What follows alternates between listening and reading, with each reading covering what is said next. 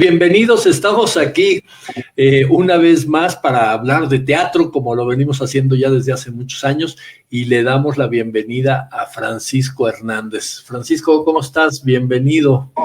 Muchas gracias, un gusto saludarlos y estar en este magnífico programa.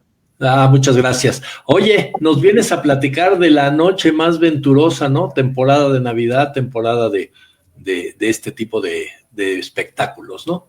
Sí, claro, voy a contar de la noche más venturosa, esta pastorela que escribió José Joaquín Fernández de Lizardi, y que se publica en 1817. Y nosotros la venimos representando desde hace 20 años. ¡Wow!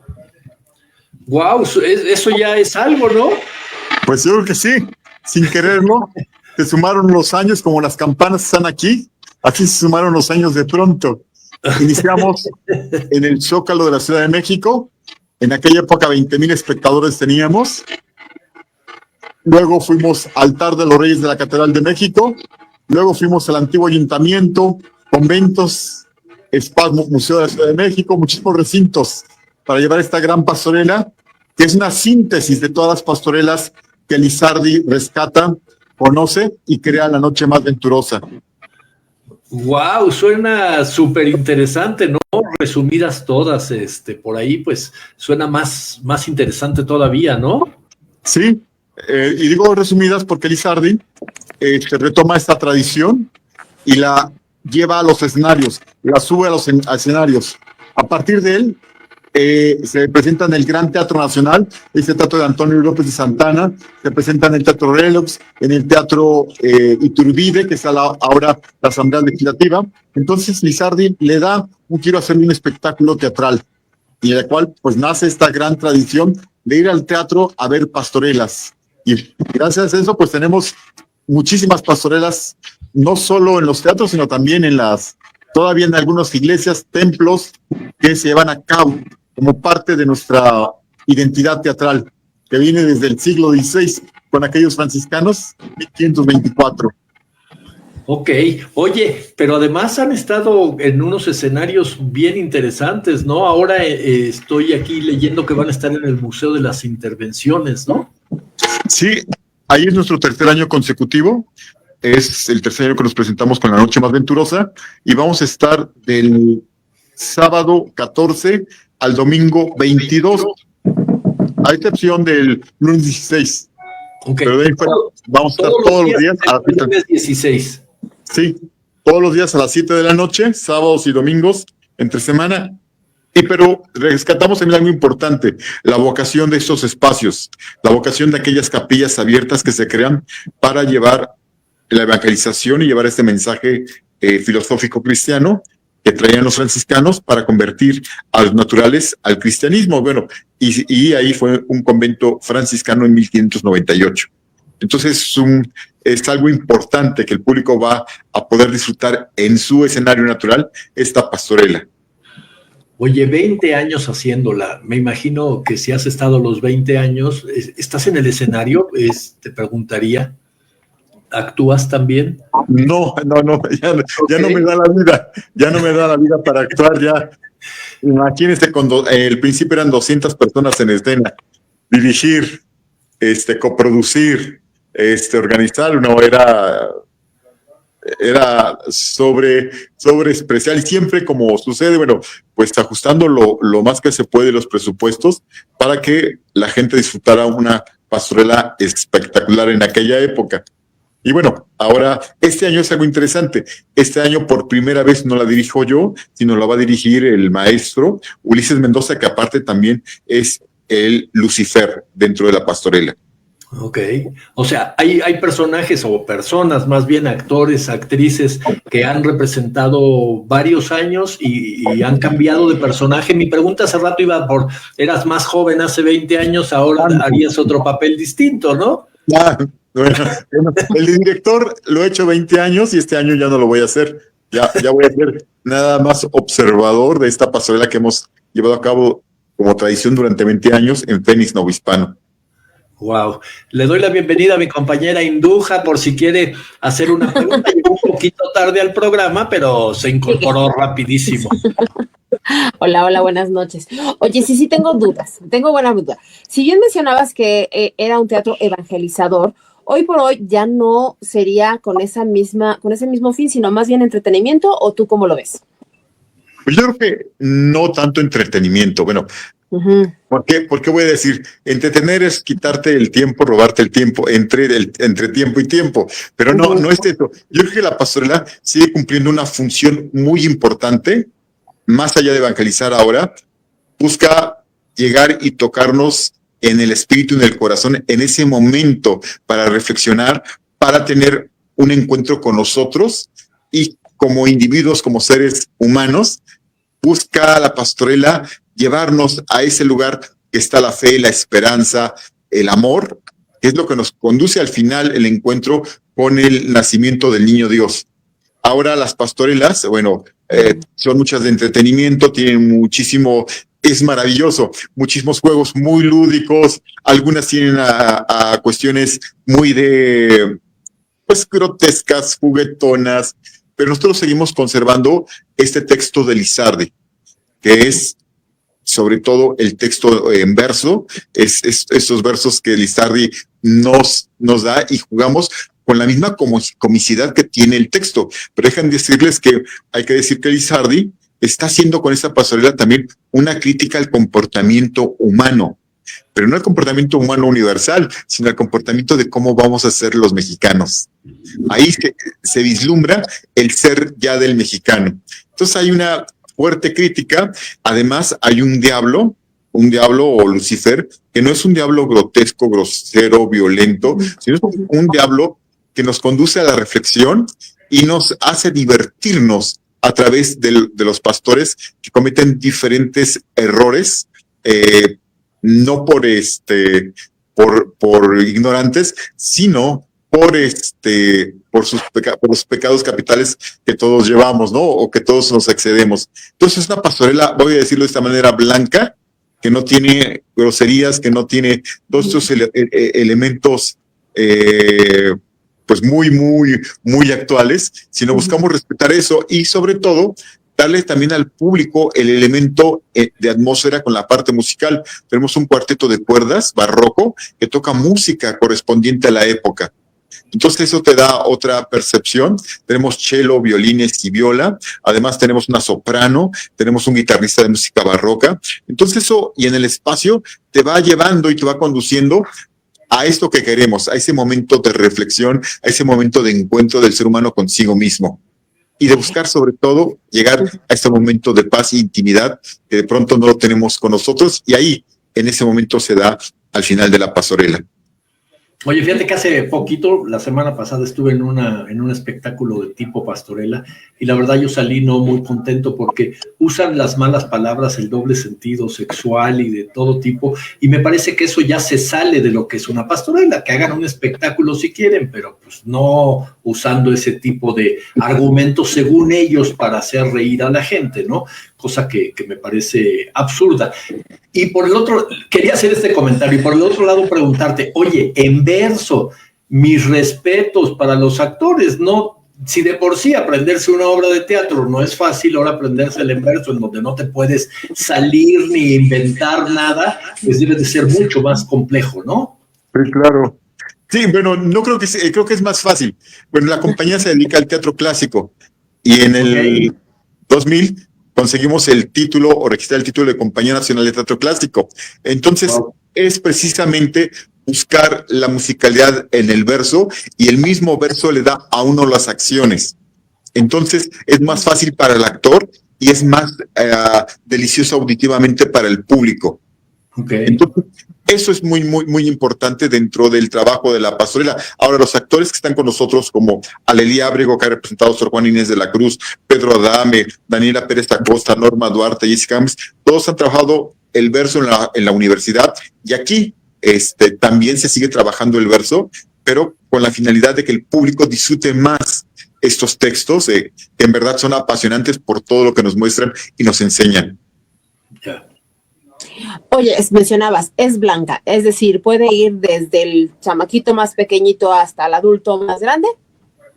Puede ir desde el niño más pequeño hasta el adulto más grande, puede ir desde el más pobre hasta el más rico, y va a encontrar sentido, va a encontrar vida en estos textos de Lizardi y en el trabajo actoral de mis compañeros. ¿Cuáles crees que son los elementos básicos? Mencionabas, Erboni, que fue a este espectáculo, que no le terminó de encantar, que no era una pastorela, que sí, que no. ¿Cuáles, según tu estudio, porque tú eres el especialista, cuáles son los elementos que debe tener una pastorela para que cumpla con ser pastorela? Bueno, que la pastorela busca enfrentar al hombre con sus debilidades. Y en este caso son los 7 pecados capitales que nos presenta el cristianismo. Entonces tenemos 7 pecados capitales que más allá son los que enfrentamos día a día. Entonces nos enfrenta con ellos y vamos a ir resolviendo si salimos de ellos avantes o no. Y al final la recompensa es llegar a este encuentro con la divinidad, con nosotros mismos, de haber podido resolver o haber podido, en todas esas peripecias, haber podido llegar a concientizar nosotros de quiénes somos. Yo creo que son los elementos de la pastorela. El encuentro con conocernos a nosotros mismos y al final decir, estos somos nosotros y esto es lo que deseamos para bien de nosotros y de la comunidad. Ok. No también tendría que haber algo como de purificación. Si bien se enfrentan contra los pecados capitales, al hacer esa introspección, ¿no sería como purificación y gracias a que llegas a la purificación llegas al niño Dios o algo así o no? ¿O estoy eso le llama Aristóteles anagnórisis, ¿no? El reconocimiento. Que, por supuesto, el teatro evangelizador, los franciscanos, pues traen todo este saber aristotélico, ¿no? Entonces, sí hay una anagnórisis al reconocer al final quiénes somos. Y sí tienes toda la razón. Vamos a reconocernos hasta el final de todas estas peripecias. Y en las peripecias vamos viendo cómo enfrentan el hombre, los pastores, todas estas situaciones para llegar a ese momento. ¿Cuántos son los que están en escena? En escena son 10 actores, 10 actores en escena, un cuarteto de cuerdas, un guitarrista y una soprano. O sea, tenemos 16 personas en escena.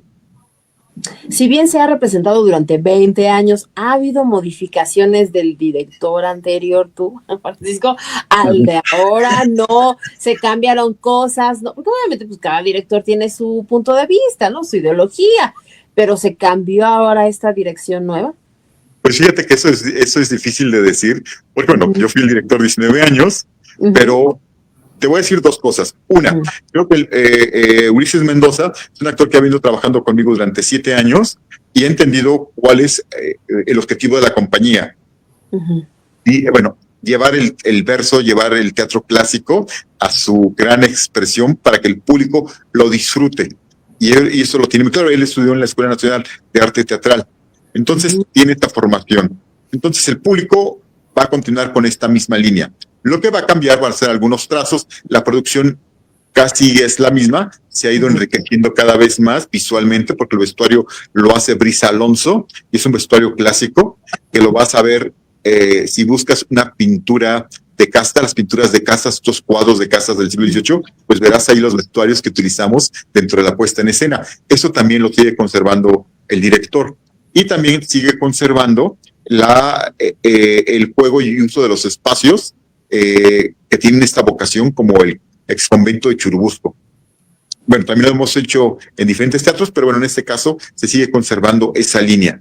Y te diría que en 20 años, bueno, pues hemos pasado por maravillosos y majestuosos recintos como el Zócalo, como el altar de los Reyes de la Catedral Metropolitana, este gran altar que hizo Jerónimo Balbás con todos estos reyes del mundo cristiano, pues era un escenario impactante visualmente, y hacer ahí la representación pues tenía otra vez su vocación. La catedral, hay que recordar que es un espacio también en su interior de representación. Tenemos la famosa obra de González de Eslava de 1573 que se representaba en el interior de la catedral, y así muchísimos textos.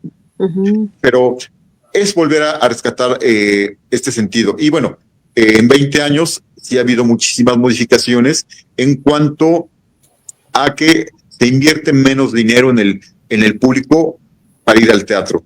Y por parte del Estado. Este recorte del sexenio pasado a este otro recorte más sobre el recorte, pues viene restando, o sea, y lo digo por todos los demás compañeros que de pronto se hacen pastorelas, temporadas se hacían con otras delegaciones, se hacían en el centro histórico y ya de pronto se recortó todo esto, ¿no? Se volvió un evento y no una tradición para formar al público.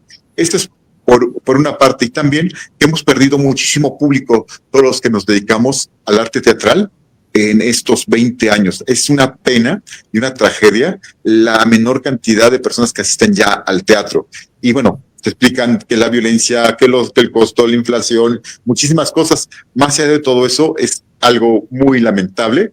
Y por eso hay que volver al origen, ¿no? Digo yo, volver al origen para volver a atrapar al público y volver a estos espacios mágicos, como el exconvento, para volver a traer y formar a las nuevas generaciones en un teatro que los haga divertirse, pero que también los haga críticos y que tengan otra visión de lo que es la cultura mexicana.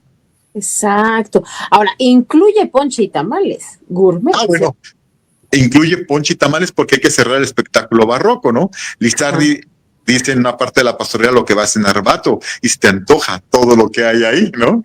Entonces, debíamos de cerrar esos sentidos con una riquísima cena. La chef Elvira Barca ha preparado un tamal gourmet en hoja de plátano, muy grande el tamal, con champiñones, queso de diferentes sabores y un ponche delicioso. Sales de la representación y sales a habitar y se convierte el museo de pronto en un espacio para convivir, para degustar un riquísimo tamal gourmet en hoja de plátano y un ponche calientito. Entonces, es otra virtud, creo yo, que tiene nuestra propuesta. Pues es pasar de la pastorela a la posada, de alguna manera, ¿no? Exacto. Sea tal cual, ¿no? Sí, iniciamos precisamente cantando la posada.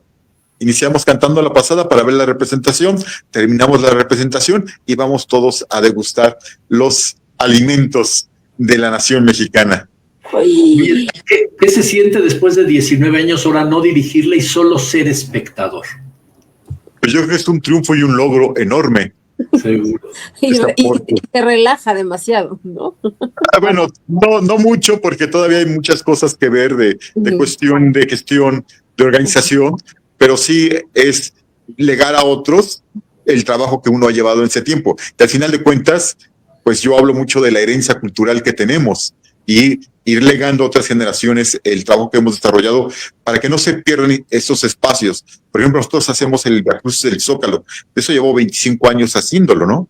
Y también espero el próximo año, si nos permiten ahora, como están las nuevas autoridades, hacerlo, pues lo llevaremos, pero también lo daré a dirigir a otra persona para que se continúe con esa tradición y rescatar el centro histórico como un espacio teatral con actores profesionales y una vocación que también data del siglo XVI. La Pasión de Cristo inicia en el siglo XVI en el centro histórico y esta se representaba en lo que era el convento grande de San Francisco. Alrededor de la Alameda estaban los misterios donde se llevaba a cabo la representación. Entonces el centro histórico es un gran espacio, un gran escenario teatral y para mí ha sido importante durante todo este periodo recuperar esos espacios para el teatro. Es como soltar al hijo, Juan José, así de, ay, ya dejo que solito se vaya, ¿no? Es algo así lo que veo que hace. Yo tiene razón, yo creo que se soltar al hijo y compartir el trabajo y compartir, creo que todo lo que se ha logrado en todo ese tiempo y compartirlo con otros compañeros o compañeras. Pero generar también una herencia, ¿no? Que no estaremos aquí toda la vida, ¿no? Sí, exacto. Y que sea testimonio de que estuvimos ahí. Por ejemplo, estuvimos en Palacio Nacional durante 14 años representando el Don Juan Tenorio, más que nada porque ahí lo dirigió José Zorrilla en 1865 ante Maximiliano y ahí se funda la primera compañía auspiciada por el Estado. Diríamos que es el antecedente de la Compañía Nacional. En 1865 Maximiliano da 500 pesos oro para fundar una compañía teatral que representen comedias y tragedias. Entonces, la investigación nos ha llevado a todos estos recintos para rescatar como espacios del teatro, ¿no? Francisco, ¿cómo le haces para aprender de todo esto y tenerlo en la cabeza? Pues ha sido una investigación de tantos años, ir leyendo y apasionarse sobre todo por este gran legado que nos han dejado otros. Y ahorita cabe mencionar, por ejemplo, a a este gran maestro, actor que acaba de fallecer, que fue alguien que dirigió 55 años, el don Juan Tenorio, Gonzalo Correa, al cual tuve el honor de hacerle un homenaje en Palacio Nacional y pues continuar con ese legado. O sea, ellos nos anteceden en mucho y han formado muchísimo público a lo largo de la historia. Y creo que es por parte de nosotros un compromiso continuar con este legado, ¿no? De formar público en la Ciudad de México para que tengan otra visión de este mundo muy diferente. Efectivamente. Servón, ibas a decir algo. ¿No? Ok. ¿Cuál es la satisfacción más grande de haber montado esta puesta en escena 20 años, 19 años? Bueno, la gran satisfacción es darle estar en los espacios que hemos estado. O sea, de pronto llenar la plancha del Zócalo no es fácil, hemos estado ahí. Estar en el altar de Lourdes de la catedral, o sea, rescatar los espacios que eran teatrales, creo que es una gran satisfacción y llevarlo con teatro clásico, creo que eso es muy, de una gran satisfacción para mí y creo que para todos los que han participado conmigo. Oye, Francisco, lamentablemente se nos acaba el tiempo y a mí me quedan allí preguntas, te buscaré más adelante para, pues, confesarte toda tu trayectoria, ¿no? Creo que es interesantísimo y al público le gustaría saber exactamente qué es lo que Francisco Hernández ha estado haciendo. Pues sí, con muchísimo gusto y los espero a ustedes y al público el próximo sábado 14 a las 7 de la tarde en el Museo Nacional de las Intervenciones, ex convento de Churubusco, a disfrutar no solo el ponche y el tamal delicioso, sino a disfrutar también de un banquete en la escena.